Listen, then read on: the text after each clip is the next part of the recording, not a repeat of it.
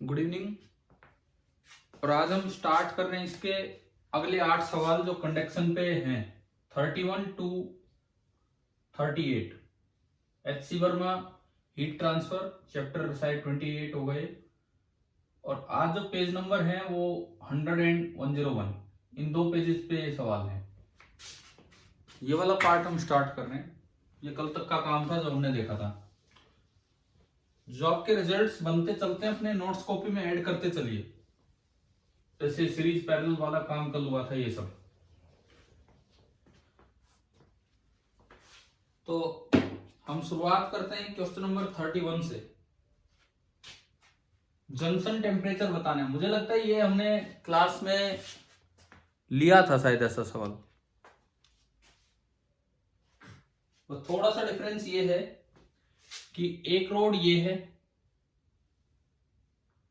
इतनी ही लंबी एक रोड ये है, ऐसी एक रोड ये है, और एक रोड ये है, ये है। और आपको कहा गया है कि ये 4 आइडेंटिकल रोड्स हैं, ठीक है, एल और ए। तो अगर मैं इसके रेजिस्टेंस को R1 बोलूं तो ये होगा 1/k L/A। इसको R2 बोलूं 1/k L/A। इस पार्ट का रेजिस्टेंस R3 1/k L/A। इतने पार्ट का रेजिस्टेंस R4 तो 1/k, लेकिन L की जगह L/2A। और ये आपका R5 1/k और L/2A। क्या ये छोटे छोटे पार्ट्स के रेजिस्टेंस आपको समझ आ गए हमने कैसे लिखे हैं?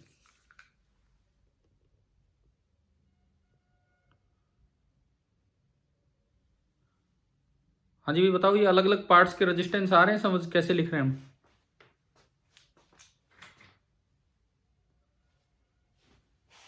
बोलिए एक बार, क्या ये रेजिस्टेंसेस क्लियर हैं?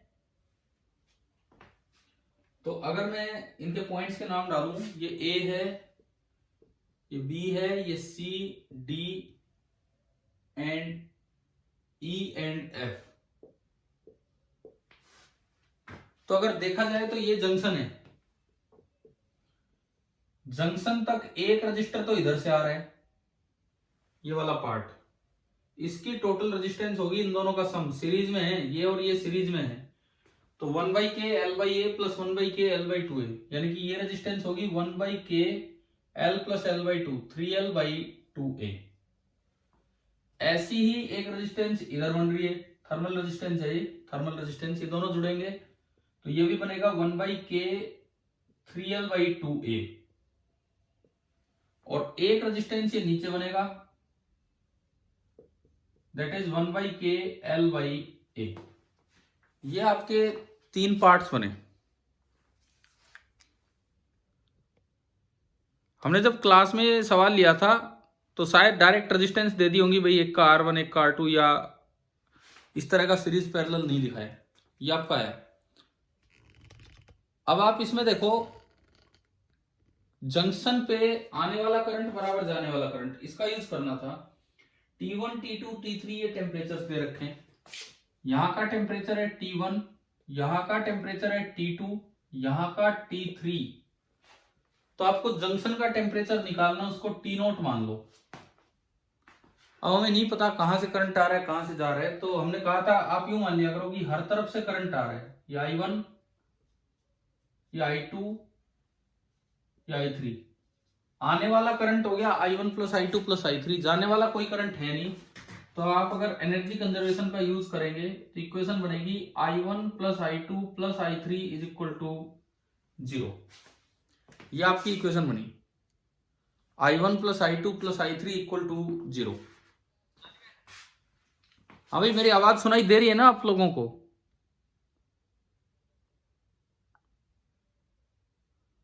बोलिए, क्या आवाज सुन पा रहे हो ठीक ठाक? ठीक है, ठीक है, ठीक है, ठीक है। तो आपने इसमें वैल्यूज पुट करवाई। I1 है, यहां से देखो temperature difference T1 minus T0 upon resistance इस पार्ट की, ये है 1/k L/A, प्लस ये तो एक करंट आया,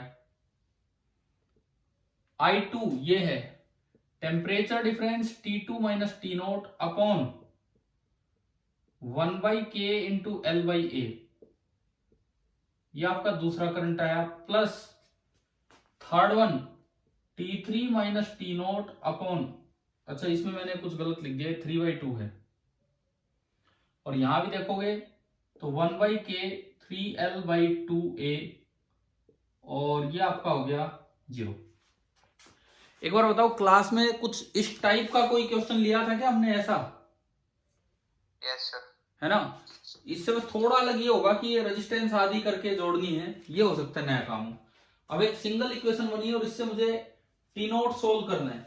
इवन मैं आपको सोल्व करके दिखाऊं, 1/k L/A कॉमन आके हट जाएगा, पहली टर्म बचेगी T1 माइनस टी नोट, दूसरी टर्म में नीचे 3/2 है तो ऊपर 2/3 हो गया T1 माइनस टी नोट,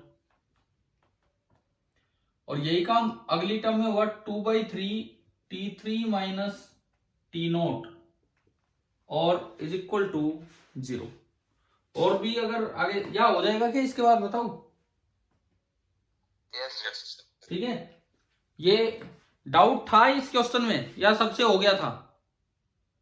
हाँ सर, डाउट था, ठीक है। लेकिन अब देखो ये वाला काम तो हमने कर ही लिया था, डाउट का मतलब ये था, हो सकता है आपको यहाँ पे दिक्कत आई होगी, भाई ये रेजिस्टेंस कैसे लिखा है ना, यही स्टेप गलत हुआ होगा मे बी। Yes sir.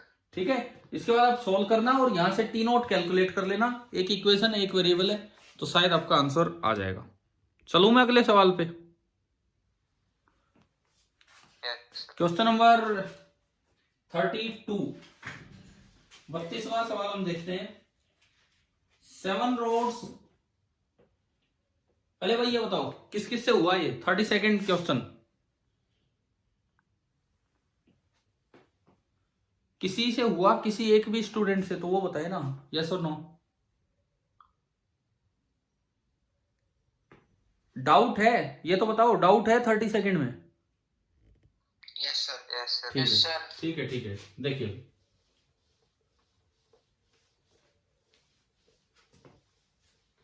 सवाल नंबर 32 हम देखते हैं। वैसे अच्छी वर्मा में जब आप एक्सरसाइज में आगे की तरफ बढ़ते हैं तो क्वेश्चंस का लेवल बढ़ने लगता है, तो क्या आज कुछ अच्छे सवाल हैं पीछे के मुकाबले? Yes sir. है ना? Yes sir. देखते हैं, तो सीखें, इनको ध्यान से सीखिए। 32nd, 7 रोड दे रखी हैं, ABCDEFG are joint as shown, ठीक है। All the rods have equal cross section area, a length L है, बाकी सब तो ठीक है।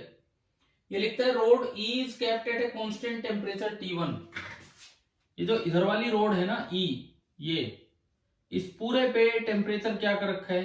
E1 कर रखा है। कैसे भी करके इस पूरी रोड पे टेम्परेचर E1 कर रखा है, T1। और एक लाइन ये लिखता है कि road G is kept at A high temperature T2 greater than T1 है। ये जो पूरी रोड है G, इस पे पूरे पे टेम्परेचर कितना है? T2। अगर किसी पूरी रोड पे सेम टेम्परेचर हो तो वो सिंपल कनेक्टिंग वायर की तरह काम करती है, उसका कोई रेजिस्टेंस काउंट नहीं करना है। ये सर्किट में भी बताया जाता है कि अगर किसी एक हर जगह पोटेंशियल सेम हो तो आप उसको एक कनेक्टिंग वायर से रिप्लेस कर सकते हैं। तो यहां भी टेम्परेचर T1, तो ये एक ही टर्मिनल है, 2 टर्मिनल नहीं है, ये भी एक ही टर्मिनल है। मतलब आप इस टर्मिनल का नाम E डाल सकते हो और इस टर्मिनल का नाम भी आप G और इसका भी G डाल सकते हो। अब इसके बाद देखो और क्या अरेंजमेंट है। 5 रोड और लगी हुई है, 5 रोड और लगी हुई है। कहां कहां? एक रोड यहां पे, एक रोड यहां पे, एक रोड यहां पे, एक रोड यहां पे, और एक रोड इनके बीच में। भाई मान लो मुझे नहीं पता कितना टेम्परेचर है, सपोज यहां का टेम्परेचर T3 हो और यहां का टेम्परेचर हो T4, तो एक बार यूं बताओ टोटल कितने टर्मिनल्स हैं इस नेटवर्क में? टोटल कितने टर्मिनल्स हैं? जब इन्होंने देखो, वैसे तो कितने होते, 1 2 3 4 5 6 टर्मिनल होते, लेकिन इन्होंने बोल दिया कि इस पूरे पे रोड पे सेम टेम्परेचर है। सेम टेम्परेचर होने का मतलब है कि इस पूरी रोड पे एक ही टर्मिनल आप काउंट करेंगे, ऐसे अगली रोड पे भी सेम टेम्परेचर है तो एक ही टर्मिनल आप काउंट करेंगे। तो अब बताओ कितने टर्मिनल हैं टोटल? बताओ भाई इस नेटवर्क में कितने टर्मिनल हैं? 5 सर। 1 2 3 4 5वां कहाँ है ये बताओ?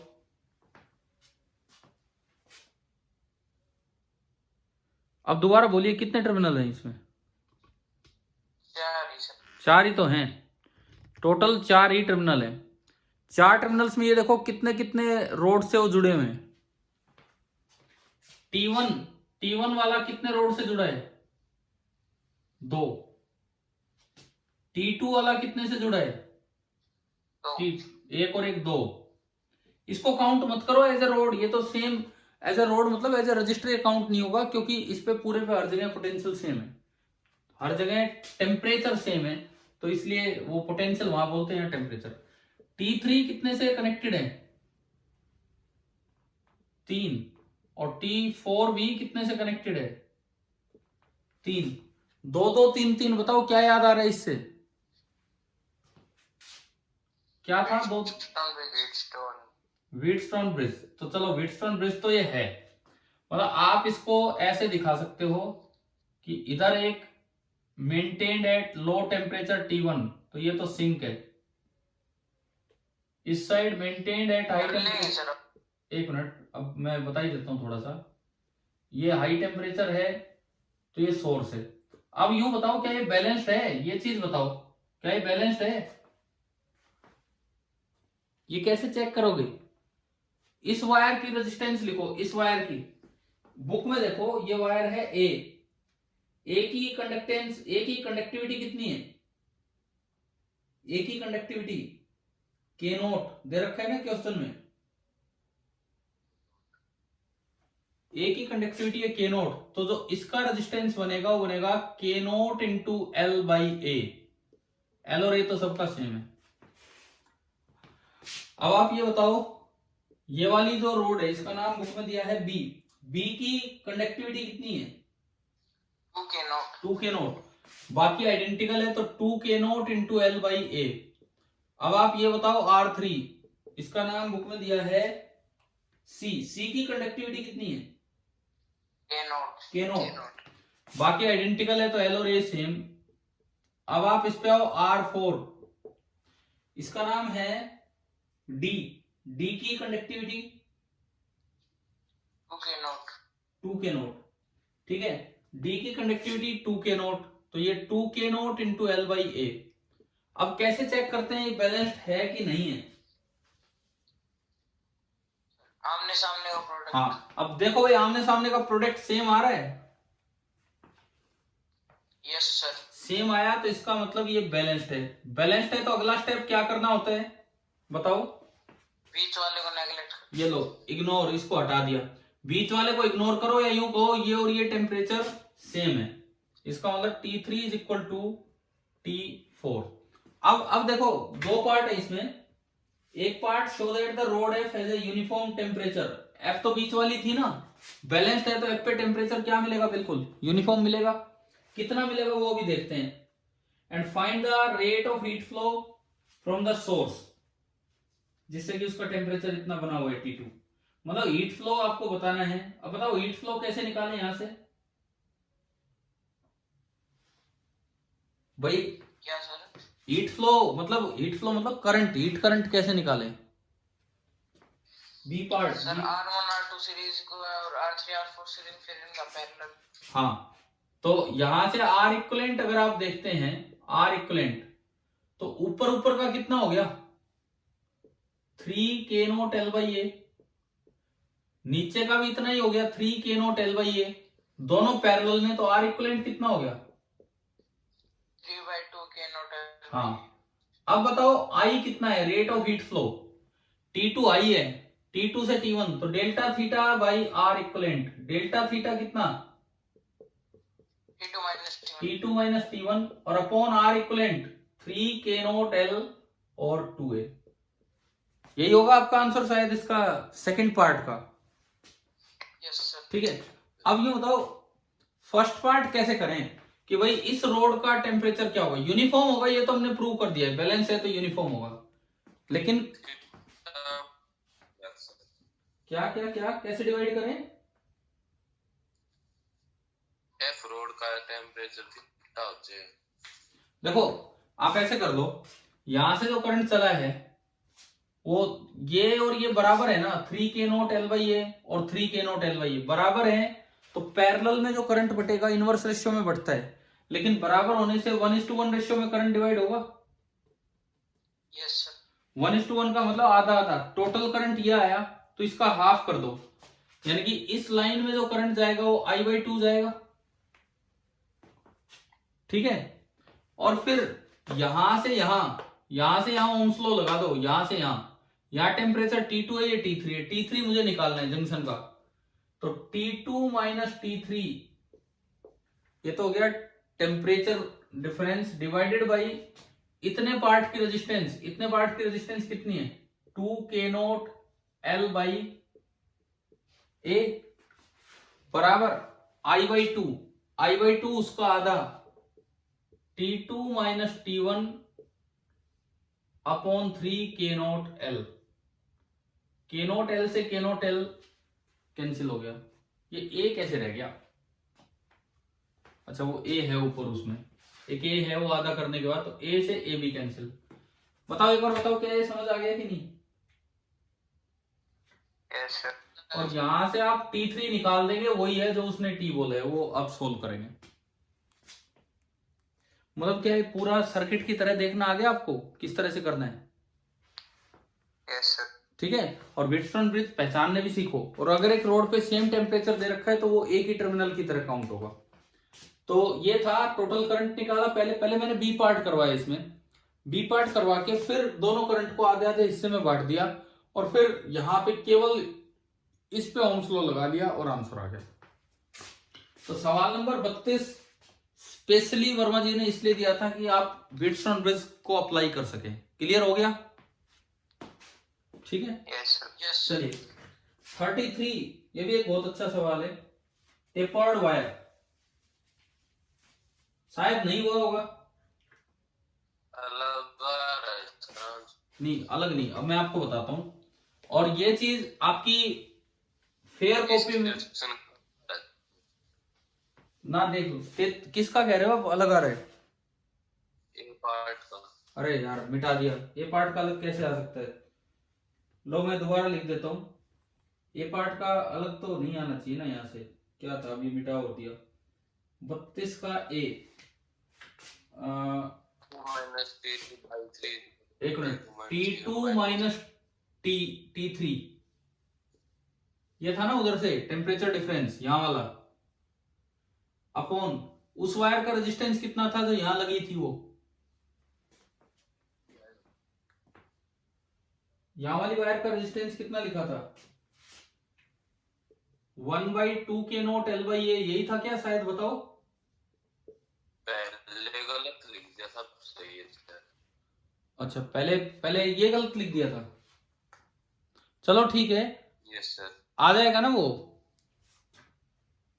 Yes is equal to I/2, और वो I जो था उसका आधा मैं एक बार दोबारा लिख के दिखा देता हूं, T2 minus T1 into A upon 3k0L, ये L से L कटेगा, ये सब कट पिट के हो जाएंगे ठीक ठाक, अपने कर लेना उसमें, ठीक है। हो सकता है मैंने कहीं गलत लिख दिया हो, आप सोल्व कर लोगे इसको आगे, ठीक है। चलिए सवाल नंबर 33 पे मैं चलूं, क्वेश्चन नंबर 33,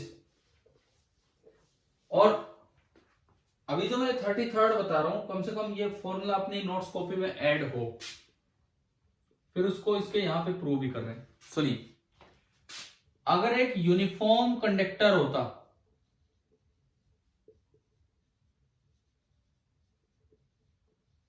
यूनिफॉर्म कंडक्टर होता इस तरह का, इसका रेडियस है R,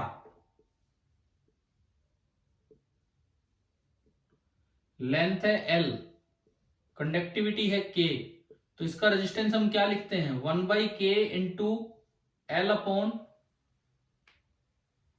एरिया, एरिया कितना होता है इसका, ये सर्कल बना दिए दोनों साइड, कितना होगा इसका एरिया, पाई आर स्क्वायर, यही लिखते थे ना इसका रेजिस्टेंस, यस 1/k। आप लोग इतना चुप मत रहे भाई, बीच बीच में बोले, यूं तो यूं लगता है रात का टाइम है, वैसे ही सो गए होंगे आधे तो। यार सुनो, इसको मैं यूं लिख सकता हूँ 1/k into L into pi into R pi R square को, ठीक है। इसकी बजाय अगर कहीं टेपर्ड वायर है, टेपर्ड वायर मतलब एक साइड से झुकी हुई हो, हाँ ये हम एज्यूम करते हैं कि टेपरिंग बहुत ज्यादा नहीं है, ये हम एज्यूम करते हैं क्वेश्चन में ना भी दिया हो तो स्मॉल टेपरिंग, जैसे कि इस क्वेश्चन का डायग्राम है, R1 इधर R2 इधर, इस तरह की वायर है। ये मैंने जानबूझ के क्लास में नहीं लिया था ताकि, क्योंकि मैं अगर ये करवा देता वहां पे तो आपसे एक सेकंड में हो जाता है सवाल, बट ये था कि आप एक बार खुद अप्लाई करें, खुद ट्राई करें कि ये कैसे होना था। और ये सारी चीजें याद रखना, अभी 12th में करंट इलेक्ट्रिसिटी आएगा उसमें सब यूज होगा एज इट इज। एक साइड का R1 है, अच्छा इसमें हीट यूं फ्लो कर रही थी, यूं या यूं, एक से दूसरी साइड, इधर से इधर भी हो सकती है, इधर से इधर भी, तो ये लेंथ होगी, और ये ऐसे इसमें फ्लो कर रही है, मान लो यूं, ये R1 ये R2, ये एक टेपर्ड कंडक्टर है, लेंथ है इसकी L। तो देखो इससे कंपेयर करके रेजिस्टेंस लिखो, थर्मल रेजिस्टेंस, कंडक्टिविटी K है तो 1/k, लेंथ भी L है, अपॉन एरिया। इसमें एरिया कैसे लिखते थे हम, पाई इंटू आर स्क्वायर, और आर स्क्वायर क्या होता था, इधर का R इंटू इधर का R। आ गया समझ? तो यहां बताओ क्या लिखा जाएगा, यहां बताओ क्या लिखा जाएगा, pi into R1 into R2। अगर आपको ये फॉर्मूला याद है टेपर्ड वायर का, तो अब देखो क्या ये सवाल एक स्टेप में नहीं हो रहा है, फिर इस फॉर्मूले को हम डिराइव करेंगे। एक बार बस आप ये देख लीजिए कि क्या ये पुट करने पे आंसर आ रहा है, आई बराबर θ1 माइनस θ2 अपॉन ये जो भी करना है।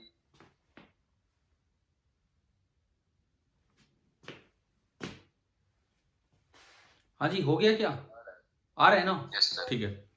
उस क्वेश्चन में अगर ये ना लिखा हो कहीं भी टेपरिंग स्मॉल है, तो हम ये एज्यूम करते हैं ऐसे सवालों में, तो वहां पे शायद क्वेश्चन में मेंशन है कि नहीं है, नहीं है तो उसके ब्रैकेट में कहीं लिख दो क्वेश्चन के साथ एज्यूम स्मॉल टेपरिंग, क्योंकि एज्यूम करना पड़ता है तभी ये फॉर्मूला वैलिड होता है, एज्यूम स्मॉल टेपरिंग, ये आप लिख दीजिए उसमें। अब देखो इसका प्रूफ देख लो, और मैंने ये कहा ये जो पॉइंट है, क्वेश्चन देखा जाए ये पॉइंट अपने नोट्स कॉपी में ऐड कर लो, कंडक्शन में, अभी तो रेडिएशन शुरू भी नहीं हुआ है, कंडक्शन में अपना ऐड कर लीजिए। फेयर कॉपी घर पे तो होगा, फेयर कॉपी साथ होगी, उसमें ये पॉइंट बना के लिखो, और फिर उसका प्रूफ हम देख रहे होंगे। लिख रहे हैं ना सभी बच्चे कॉपी में? सर ठीक है। अब देखो मैं उसका प्रूफ करता हूं, इसको मिटा लेता हूं।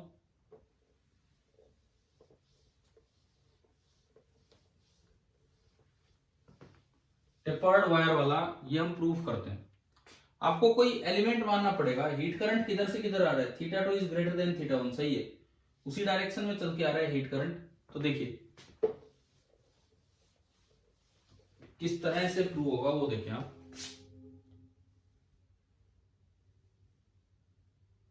ये आपने यूं माना है,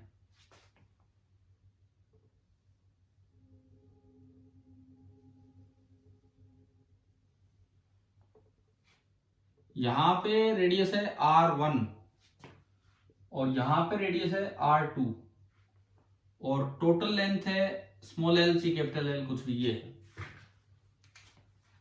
करंट यूं जा रहा हो कि यूं जा रहा हो एक ही बात है, मतलब अलोंग द लेंथ जा रहा है करंट।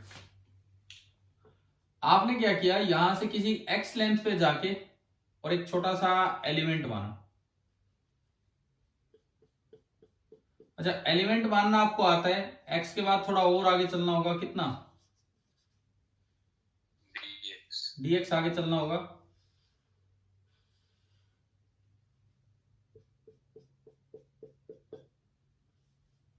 तो देखो ये एक छोटा सा हमारा एलिमेंट आया। अब अगर मैं इस एलिमेंट को अलग दिखाऊं, स्मॉल टेपरिंग का क्या फायदा है, ये जो अजम्पशन हम लेते हैं ये टेपर्ड वायर में स्मॉल टेपरिंग है, इसका क्या फायदा है कि अगर यहां पे रेडियस आर है तो यहां भी आप लगभग क्या मान सकते हो, आर, क्योंकि ये टेपरिंग, ये ढलाव थोड़ा कम है।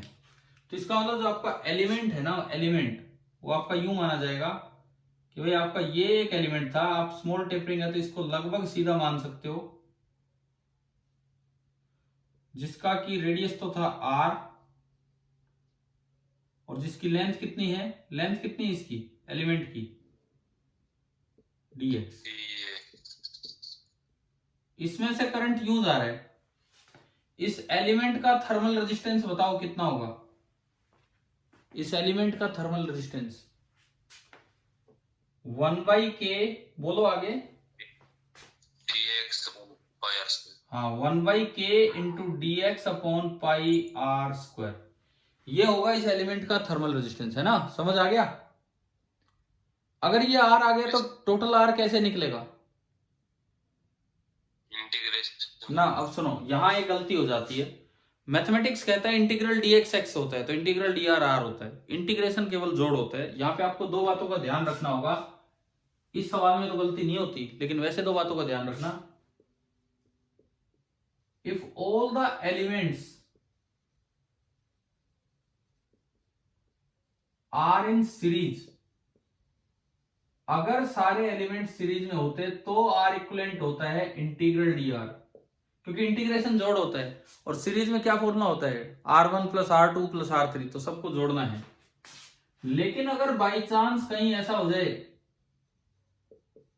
इफ ऑल द एलिमेंट्स, अगर बाई चांस ऐसा हो जाए आर इन पैरेलल और आप dr लिख लो और dr लिख के सोचो r कैसे आएगा डायरेक्ट इंटीग्रेशन से, तो नहीं आएगा, वो तो आप मैथ्स लगा रहे हो सीधा, जबकि फिजिक्स का फॉर्मूला यूज होगा। पैरेलल में फॉर्मूला होता है 1/r is equal to 1/r1 plus 1/r2 plus 1/r3, समझ आया। पैरेलल में जो फॉर्मूला होता है वो ये होता है 1/r इक्वलेंट 1/dr1 पहला प्लस 1/dr2 दूसरा, प्लस ये चलेगा जितने भी एलिमेंट है, तो वहां पे क्या लिखा जाएगा 1/r equivalent is equal to integral of 1/dr। ये बात याद रखना, अभी आपने dr लिखा, अगर सारे एलिमेंट सीरीज में हो तो r इक्वलेंट सीधा उसका इंटीग्रेशन कर दो। अगर सारे एलिमेंट पैरेलल में दिखे कहीं तो पहले करो dr का रेसिप्रोकल, फिर लो उसका इंटीग्रेशन, और फिर जो इंटीग्रेशन होके आए वो 1/r इक्वलेंट आएगा, फिर दोबारा उसका रेसिप्रोकल करो, तब जाके क्या निकलेगा आपका r इक्वलेंट। ये पॉइंट एक अच्छा सा पॉइंट है जहां बच्चे गलती कर जाते हैं बहुत बार। क्या ये याद रह जाएगी ये बात, ठीक है। अगर सारे एलिमेंट पैरेलल में दिखे कहीं और फिर कोई एलिमेंट बनाओ dr लिखा हो, तो dr लिख के पहले 1/dr करो, फिर इंटीग्रेशन करो, इंटीग्रेशन सोल्व करो, वो 1/r आएगा, और फिर रेसिप्रोकल करो, वो r आएगा। यूं नहीं है कि भाई dr आते इंटीग्रेट कर दिया। चलिए अभी देखो, एक एलिमेंट ये है, फिर अगला ये है, फिर अगला ये है, फिर अगला ये, इस तरह से सारे लगे हैं। ये सारे सीरीज में है कि पैरेलल में?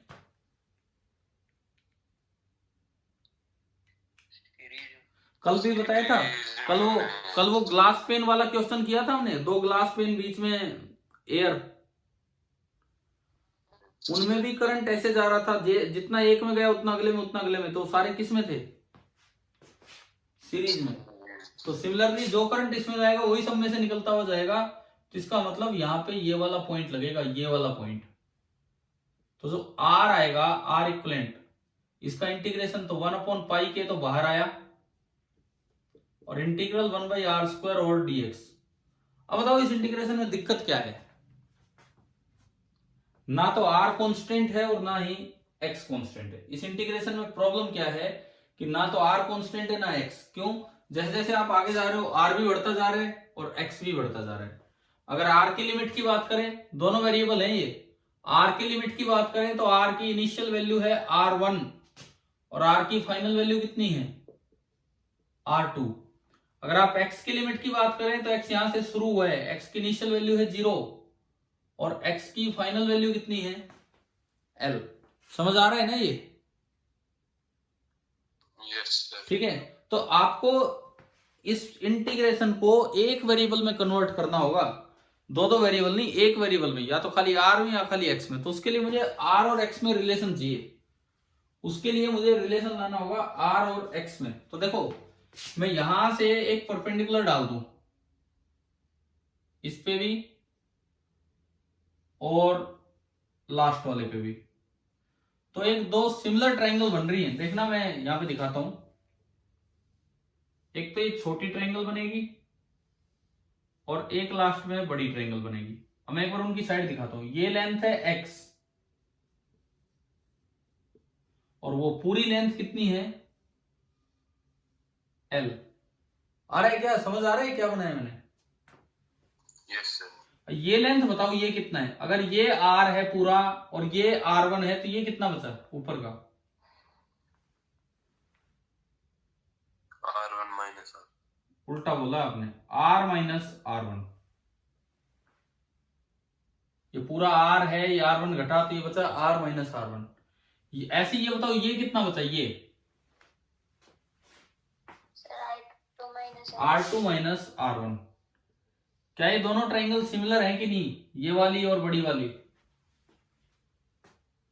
देखो हम कर क्या रहे हैं, इस इंटीग्रेशन में दो वेरिएबल आ गए, दोनों की अपनी अपनी लिमिट है।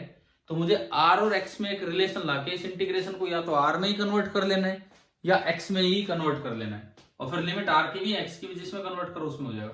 तो सिमिलर ट्रायंगल का यूज करो, या इसको थीटा मान लो, tan थीटा का यूज कर लो, इससे उससे दोनों से बराबर है R minus R1 upon x बराबर R2 minus R1 upon L। तो मेरे पास R माइनस R1 आ गया, R2 minus R1 upon L और इंटू एक्स, ये आ गया। बताओ भाई समझ आया कि नहीं, क्या कहां पे आके हम बैठे हैं? Yes sir. ठीक है, अब इसको उसमें कन्वर्ट करना है। चाहे तो dx निकाल के वहां पुट कर दो, r में सोल्व हो जाएगा, चाहे r की वैल्यू पुट कर दो। तो मैं dx निकाल लेता हूं। दोनों साइड मैंने डिफरेंशिएशन किया, मैं dx निकालने की कोशिश कर रहा हूं, तो उसके लिए मैंने दोनों साइड ही डिफरेंशिएशन किया। मान लो मैं यहां से differentiating both the sides with respect to r कर दूं, with respect to r, dr by dr कितना होगा? दिख नहीं रहा क्या? यहाँ थोड़ा और इधर करता हूं, दिख रहा है ना ये? Differentiating both the sides with respect to r, dr by dr कितना होगा? 1 माइनस R1 कांस्टेंट है 0, R2 minus R1 into L तो पूरा ही कांस्टेंट है, और R के रेस्पेक्ट में डिफरेंशिएट किया तो इंटू बचा dx बाई dr। मैंने क्या किया है, मैंने इस इक्वेशन को with respect to R differentiate कर दिया। क्या ये स्टेप समझ में आया क्या, ये वाला स्टेप? यस। यहां से dx निकाल लो, ये तो 1 है, उधर L ऊपर गया तो dx आ गया L upon R2 minus R1 और इंटू dr। ये मेरे पास dx आ गया, ताकि मैं इसको इसमें पुट करूं तो आगे कार्रवाई बढ़े। हाँ जी समझ आया यहां तक? ठीक है, अब मैं इस जगह को हटाता हूं, इस जगह बनाता हूं कुछ। ये मैंने इसमें पुट किया तो कैपिटल R बराबर 1 अपॉन पाई के integral 1 by R square into dx, और dx की जगह जब मैं ये रखूंगा ये वाला, तो बचेगा L upon R2 minus R1 और इंटू dr। बताओ एक बार ये एक्सप्रेशन आ गया समझ? हाँ जी क्लियर है सभी को? Yes sir. इसमें देखो अब इसकी रेजिस्टेंस, ये R2 माइनस R1 और L तो बाहर आ गया, तो L अपॉन पाई के R2 माइनस R1, और अंदर बचा R की पावर माइनस 2 और dr। तो ये रेजिस्टेंस चल रहा है L अपॉन पाई के R2 माइनस R1, R की पावर माइनस 2 का इंटीग्रेशन होगा R rest power minus 1 upon minus 1, उसको मैं लिख सकता हूं माइनस 1 बाई R। बताओ ये इंटीग्रेशन आया समझ? इंटीग्रेशन क्लियर है? Yes sir. और लिमिट है R1 से R2। L अपॉन पाई के R2 माइनस R1, पहले अपर लिमिट तो -1/R2, माइनस माइनस प्लस हो जाएगा लोअर लिमिट 1/R1। अब अगर मैं इसको थोड़ा और आगे बढ़ाऊं, L अपॉन पाई के R2 माइनस R1, नीचे आया R1 R2 और ऊपर अगेन जाएगा -R1 और प्लस R2, और आप देखें कैंसिल हो गया, और ये कैंसिल होते जो आपका रेजिस्टेंस आ रहा है वो आ रहा है 1/K into L upon pi R1 R2। क्या यही फॉर्मूला बताया था अभी थोड़ी देर पहले? ठीक है, ये काम आपकी कॉपी में, स्पेयर कॉपी में ऐड हो, बहुत अच्छे से टेपर्ड वायर, ये फॉर्मूला आगे से याद रहे, ताकि अगर ऐसा सवाल आए तो 1 सेकंड में सोल्व हो। आप रेजिस्टेंस डायरेक्ट लिखो, फिर डेल्टा थीटा से रेजिस्टेंस को डिवाइड करो, रेट ऑफ हीट फ्लो आ गया।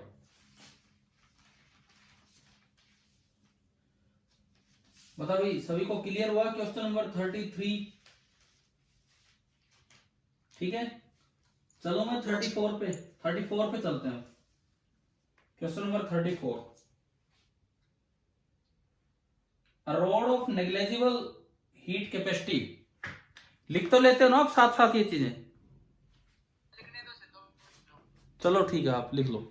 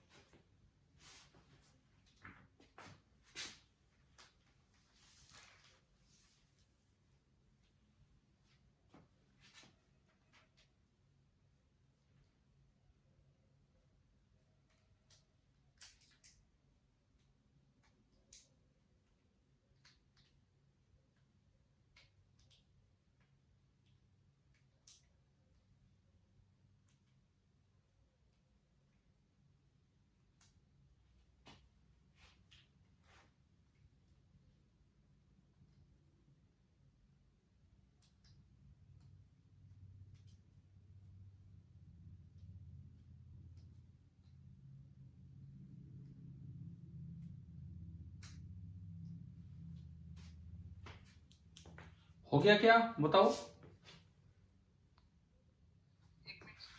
ठीक है, बता देना जब हो जाए, फिर मैं 34 स्टार्ट करूंगा।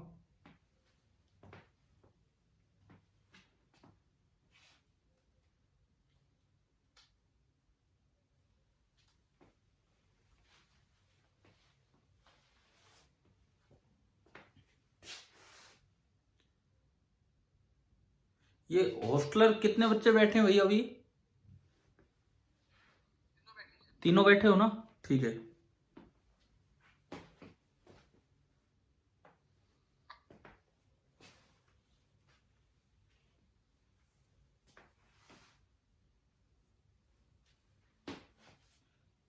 थर्टी फोर्थ समझ में आया या नहीं आया? जिस भी किसी ने किया वो ट्राई। ठीक है, अब मैं आता हूं 34th पे। 34th बताओ भाई, समझ भी आया कि नहीं, कि क्या मतलब है क्वेश्चन का? नहीं समझ में आया? देखो, ये चैप्टर ना आपका बड़े अच्छे लेवल का चैप्टर है, एडवांस लेवल का चैप्टर है पूरा पूरा, और ढंग से क्वेश्चंस कीजिए। इवन जो एडवांस में कोई क्वेश्चन आ जाए हमसे सोल्व होगा।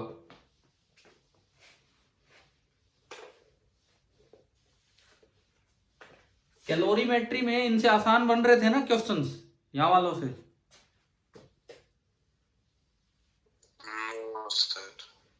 नो सर मतलब इसमें आसान है? Yes sir. ठीक है, बढ़िया। चलो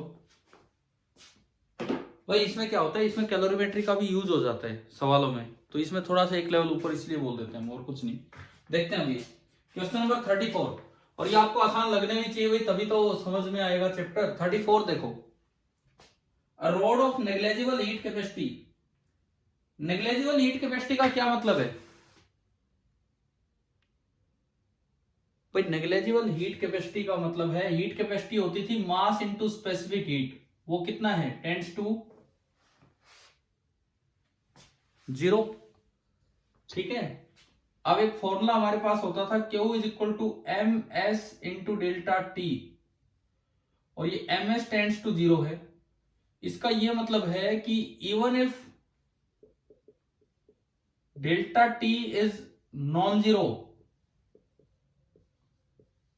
चाहे डेल्टा टी नॉन जीरो हो लेकिन हीट कैपेसिटी 0 है, Q 0 है, इसका मतलब नो हीट इज रिक्वायर्ड,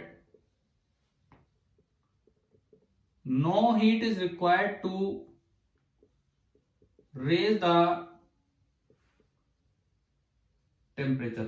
क्या आप ये बताओ कि आपको इस लाइन का मतलब समझ में आ गया है कि नहीं? यस। ठीक है, तो अब ये सवाल स्टार्ट करते हैं। Rod of negligible heat capacity, कोई हीट देनी नहीं पड़ेगी, अपने आप टेम्परेचर बढ़ता चलेगा। Has length 20 centimetre, area 1 centimetre square and thermal conductivity 200। तो पहला काम तो हम ये कर लें, जब एरिया एक ही दिया है तो यूनिफॉर्म रोड है। सबसे पहला काम तो हम ये कर लें कि इसका आर लिख लें, आर 1/k L/A। बताओ एक बार भाई, के कितना दिया है?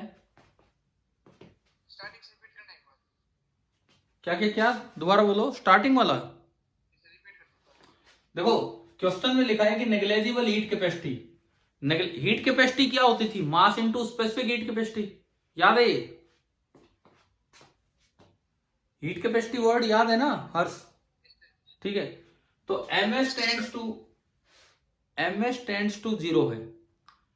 अब Q का फॉर्मूला होता है m into S into delta T, और ms आपको दे रखा है टेंड्स टू 0। इसका मतलब यह है कि अगर डेल्टा टी नॉन जीरो भी है तो भी नॉन जीरो इंटू 0, Q कितना आ गया, 0, यानी कि no heat is required to raise the temperature. ऐसी बहुत जगह ये चीज आ चुकी होंगी इस चैप्टर में, हीट कैपेसिटी या स्पेसिफिक हीट कैपेसिटी 0 है।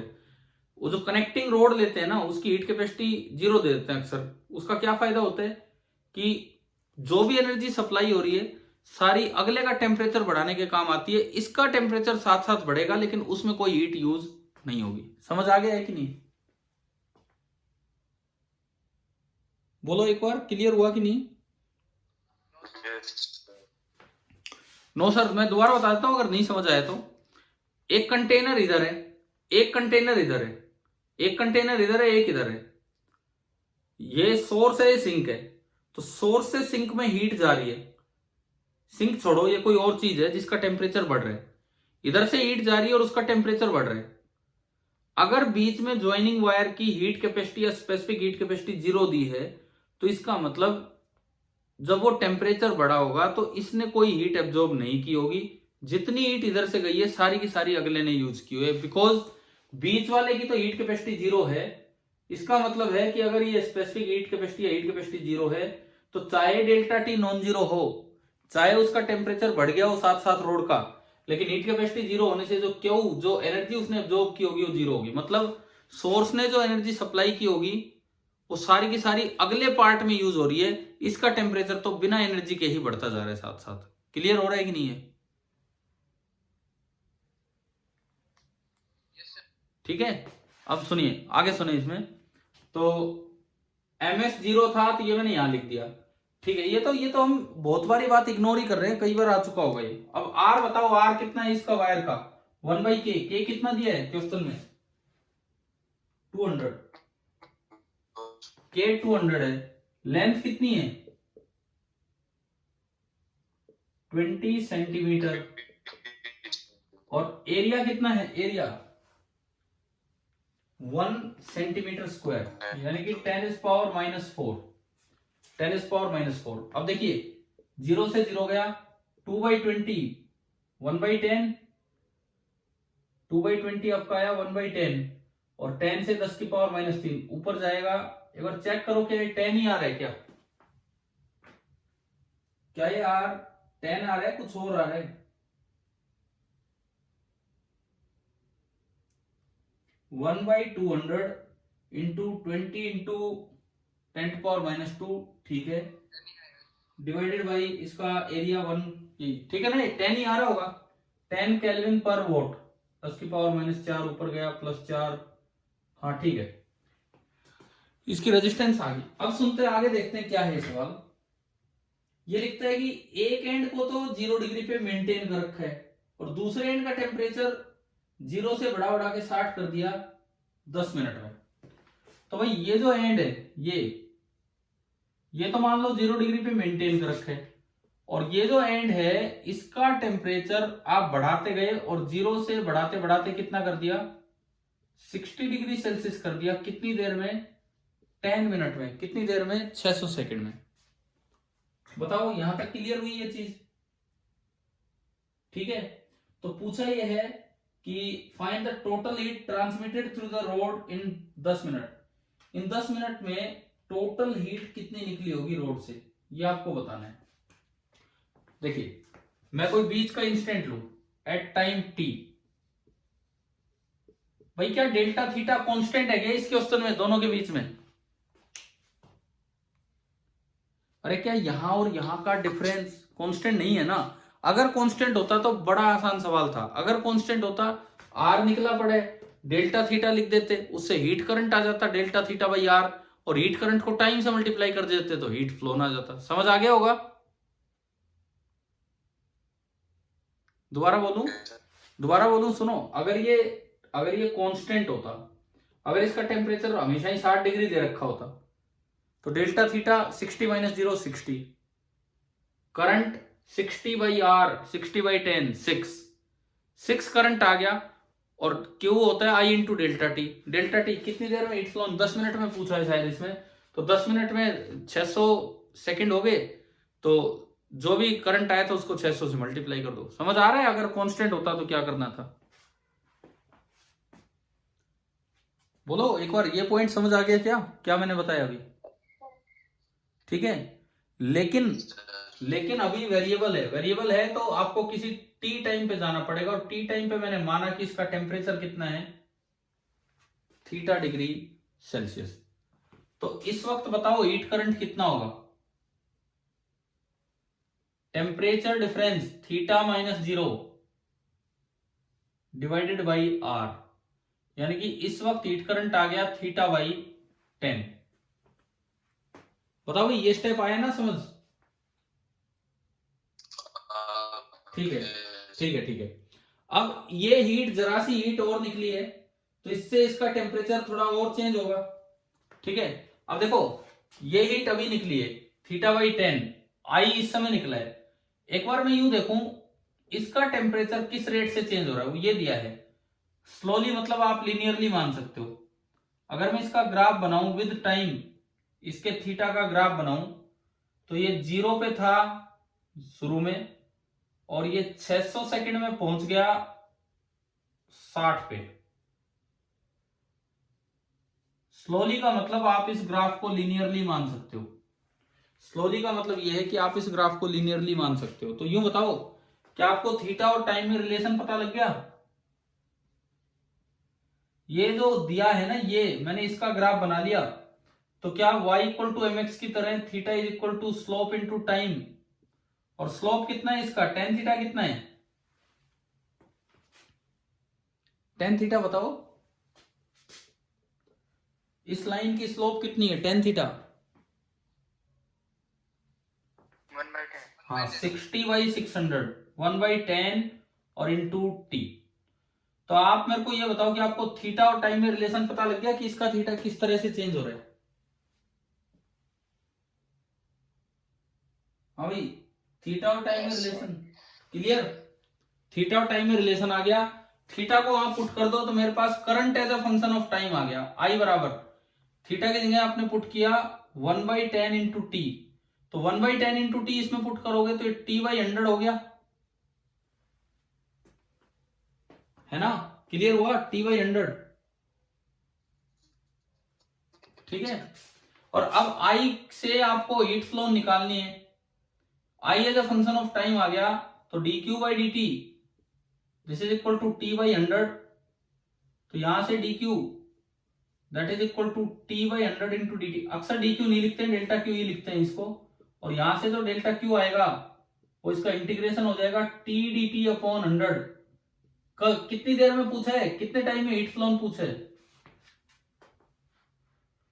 हीट फ्लोन कितनी देर में पूछा है सवाल में? 10 मिनट में, है ना? 10 मिनट मतलब 600 सेकंड में। तो देखो 100 तो बाहर आ गया।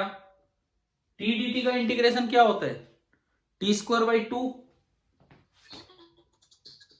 टी स्क्वायर बाई 2 0 से 600। अब मैं इसमें पुट करूं 1/200 तो बाहर है, और इंटू 600 का स्क्वायर माइनस 0 का स्क्वायर, तो इंटू 600 इंटू 600 ये आपका आया। और अगर आप इसको सिंप्लीफाई करते हैं 200 से 3 आएगा, 300 गुना 600, 3 गुना 600 कितना आ गया? 3 गुना 600 1800 जूल। एक बार आंसर मैच कर लो भाई इसका, 1800 जूल आ रहा है।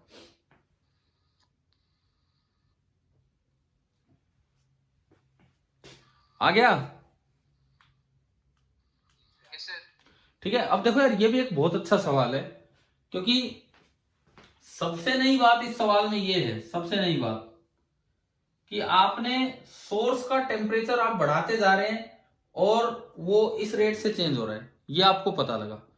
दूसरी बात, जनरल टाइम पे जाना था क्योंकि डेल्टा थीटा कांस्टेंट नहीं है किसी टाइम टी पे।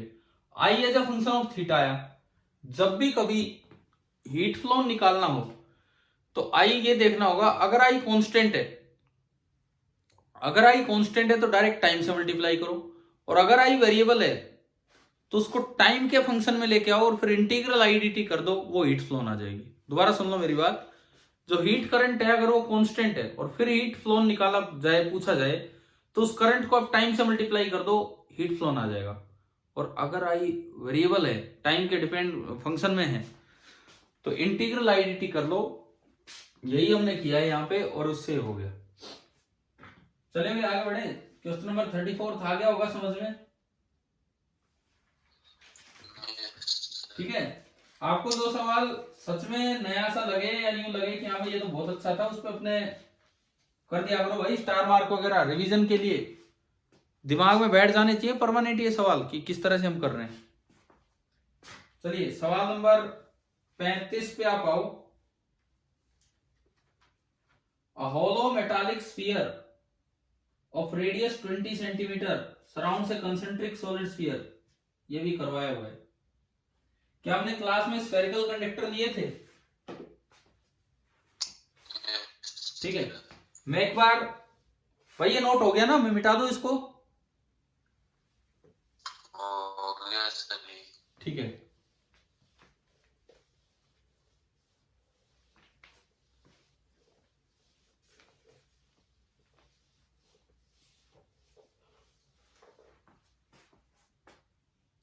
देखो अब सुनो, मैं थोड़ी देर के लिए ये क्वेश्चन नंबर 35 पे आया हूं, तो थोड़ी देर के लिए एक बार फॉर्मूलों की बात करता हूं।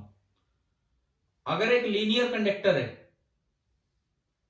सपोज पहला फॉर्मूला, एक लीनियर कंडक्टर है, ऐसे लेंथ एल है, दोनों साइड इसका रेडियस आर है, कंडक्टिविटी के है, तो बताओ इसका रेजिस्टेंस क्या होता है?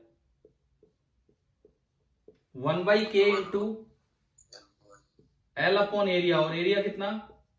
पाई आर स्क्वायर। दूसरा जो आज हमने सीखा, एक टेपर्ड कंडक्टर है इस तरह का, लेंथ है एल, कंडक्टिविटी के, एक रेडियस R1 और एक रेडियस R2, इसका रेजिस्टेंस बताओ। लड़कियों में से कोई बोले, कोई लड़की होंगी ना अभी क्लास में, कोई तो होंगी, इसका रेजिस्टेंस बोलिए कोई भी।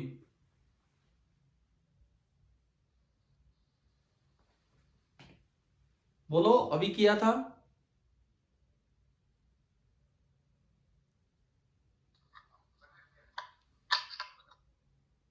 बोलो भाई। के एल ठीक है। अपॉन आर बना L upon pi R1 R2। लड़कियां जा चुकी हैं क्या क्लास से? है ही नहीं क्या अभी? तीसरा सुनो, तीसरा सुनिए, अगर ये सिलेंड्रिकल कैपेसिटर ही है लेकिन इसमें अंदर से होलो है,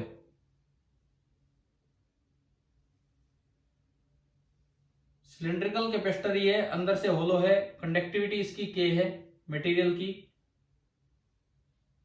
एक रेडियस R1 और एक रेडियस R2 और ये लेंथ है L।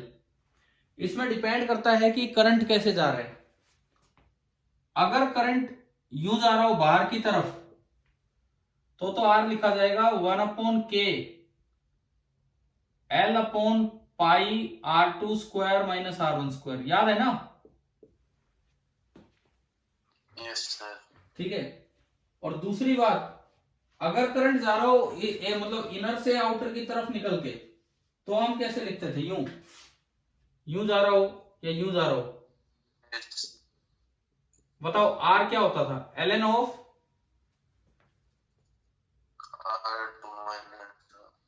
R2 by R1 divided by, बोलो यार अगर याद है तो।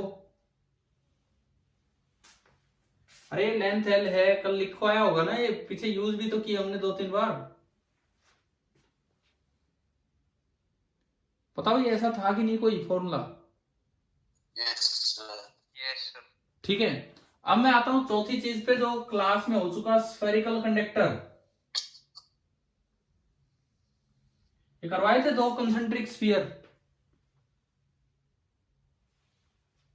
बोलिए एक बार। 2 कंसेंट्रिक स्फीयर हमने लिए होंगे और उसमें एक रेडियस R1, एक रेडियस R2 और सपोज यहां से यहां एनर्जी जा रही है और इस मटेरियल का बीच वाले मटेरियल का थर्मल कंडक्टिविटी दे दी आपको K। तो बताओ इसकी कैसे लिखा करते थे हम? आप अपने नोट्स में चेक कर सकते हैं, मैं तो बता रहा हूं आपको, जैसे जैसे ऊपर वाले फॉर्मूले से 1/K इंटू L की जगह ये लेंथ कितनी है? ये लेंथ कितनी है? ये length R2 minus R1 upon area होता है 4πr²। लेकिन जब 2 रेडियस हैं तो R² की जगह एक R1 और एक R2। जैसे इसमें नहीं था, एरिया होता है πr², लेकिन जब 2 रेडियस हैं तो πr1 R2। यहां एरिया होता है स्फीयर का 4πr², लेकिन जब 2 रेडियस हैं तो एक बार R1 और एक बार R2। आप अपनी नोट्स कॉपी से एक बार वेरीफाई करो। हॉस्टल वाले बच्चे भी भाई नोट्स कॉपी साथ लेके आया करो जब ये क्लास अटेंड करने आते हो तब। ठीक है, तो उसमें वेरीफाई करो क्या स्फेरिकल कंडक्टर का ये फॉर्मूला निकल के आया था क्या?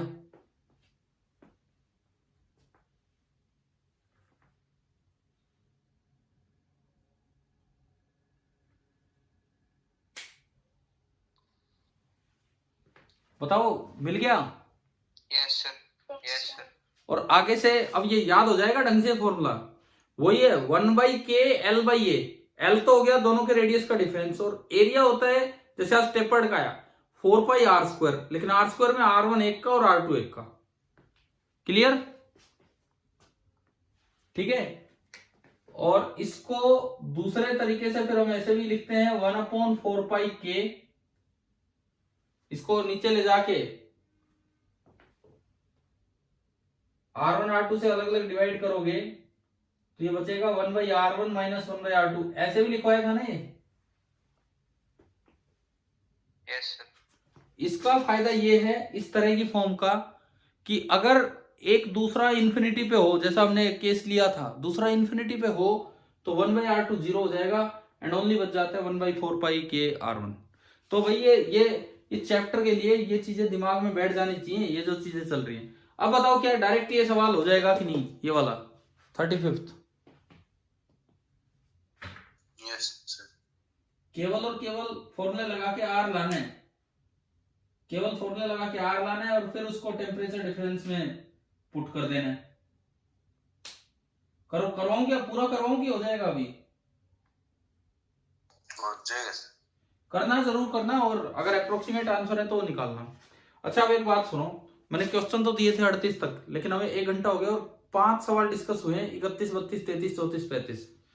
देखो एक बार सुनो, मैं आगे अभी नहीं चल रहा हूँ, कल करेंगे फिर आगे। 31वां सवाल मैं जस्ट एक बार रिवाइज करवा रहा हूँ। 31वां सवाल वही था जो आपको क्लास में करवाया गया था, वो टी सा बना के 2 यूं 1 यू, लेकिन इसमें थोड़े रोड अलग तरीके से है तो आर अलग अलग बांट के लिया। लेकिन अगर जंक्शन का टेम्परेचर कभी भी निकालना हो, तीनों जगह से हीट करंट भेज के सम इक्वल टू 0 किया। याद आ गया होगा ना 31 कौन से की मैं बात कर रहा हूँ? 32 एक बड़ी अच्छी एप्लीकेशन है व्हीटस्टोन ब्रिज की, पहचानना आना चाहिए व्हीटस्टोन ब्रिज। और अगर एक कंडक्टर पे सेम टेम्परेचर दिया है तो उसको आप एक टर्मिनल की तरह ट्रीट कीजिए। आगे समझ 32। 33 टेपर्ड वायर, आज एक नई चीज आपने सीखी इसके थ्रू, टेपर्ड वायर का रेजिस्टेंस, ये अब आगे से हमें याद हो गया। अब अगर 33वें जैसा सवाल आए, चाहे 12th में आए, करंट इलेक्ट्रिसिटी में चाहिए आए, हम फटाफट कर देंगे, फॉर्मूला दिमाग में आ गया होगा। ठीक है 34 तो सच में एक नया सवाल था कि एक साइड आप हीट सप्लाई कर रहे हो, उसमें एक नया काम था, वो ग्राफ बना के सोर्स का थीटा लाए as a function of temperature. उसका थीटा बढ़ाते जा रहे थे विद टाइम, स्लोली बढ़ा रहे थे तो वो लीनियर वेरिएशन माना। अच्छा उसके बाद क्योंकि डेल्टा थीटा फिक्स नहीं था दोनों साइड, क्योंकि डेल्टा थीटा फिक्स नहीं था, इसका मतलब मुझे जनरल टाइम पे जाके करंट लिखना था, तो मैंने बीच में कोई इंस्टेंट पे थीटा माना हो 0, तो मैंने आई लिख दिया। आई एक बार आ गया, उसके बाद अगर कभी भी हीट फ्लो निकालना हो, कितना हीट फ्लो हुई है, अगर आई कांस्टेंट है तो डायरेक्ट आई को टाइम से मल्टीप्लाई करो, अगर आई वेरिएबल है तो आई को टाइम के फंक्शन में लाके और फिर इंटीग्रेट करो। तो आई को टाइम के फंक्शन में लाने के लिए पहले मुझे theta as a function of time put करना पड़ा, जो वो ग्राफ बना के निकाला। क्या आप तो पूरा समझ आ गया होगा वो सवाल क्या करवाया आज? हाँ जी। और क्वेश्चन नंबर 35 लास्ट में फिर से एक रिवीजन हो गया, कैसे फॉर्मूला याद किया, बल्कि आज वो तरीका भी देखा। 5 ही सवाल हुए, कोई बात नहीं, लेकिन दिमाग में बैठ जाना चाहिए। एक बार क्वेश्चन होने के बाद यूं सोचा करो सवालों में क्या क्या किया। कंडक्शन पे अभी यहां से 3 सवाल और बचे हैं, 36, 37 और 38, तीनों अच्छे सवाल होंगे। और कोई नहीं, आज नहीं हो पाए कोई बात नहीं, आप ट्राई करते रहे, हम ये डिस्कशन आगे जारी रखेंगे। ठीक है भाई, थैंक यू, गुड नाइट।